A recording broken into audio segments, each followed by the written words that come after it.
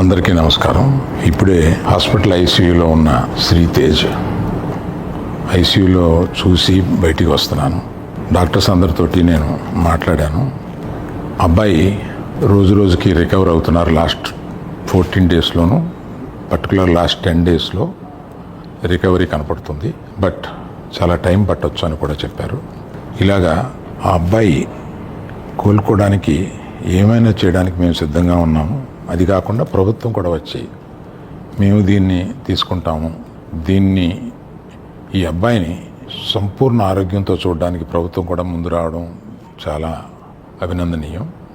చాలామంది అభిమానులు కానీ, బంధువులు కానీ, మిత్రులు కానీ అల్లు అర్జున్ ఎందుకు హాస్పిటల్కి వెళ్ళలేదు అని అడుగుతున్నారు. దానికి కారణం చెప్తాను.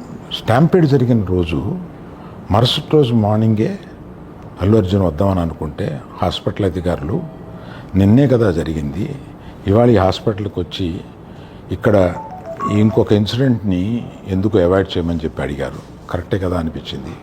రాలేకపోయారు. ఆ రోజునే కేసు పడింది. ఆ కేసులో పడిన తర్వాత మన legal team headed by Niranjan garu strongly advised Bunny should not go to the hospital at all or meet the parents ఇట్లా అని చెప్పి గట్టిగా చెప్పారు. ఆ తర్వాత మేము రావడానికి అనేక నిబంధనలు, మళ్ళీ నేను ప్రభుత్వాన్ని పర్మిషన్ అడిగాను. నేనన్నా కనీసం వెళ్ళి చూస్తే బాగుంటుంది అని. ఎందుకంటే ఓ రోజు బన్నీ బాధపడుతూ నేను చూడలేకపోయాను, నువ్వన్నా వెళ్ళి చూసిరా డాడీ అని అడిగాడు. నేను ప్రభుత్వాన్ని అడిగితే వారు పర్మిషన్ ఇచ్చారు.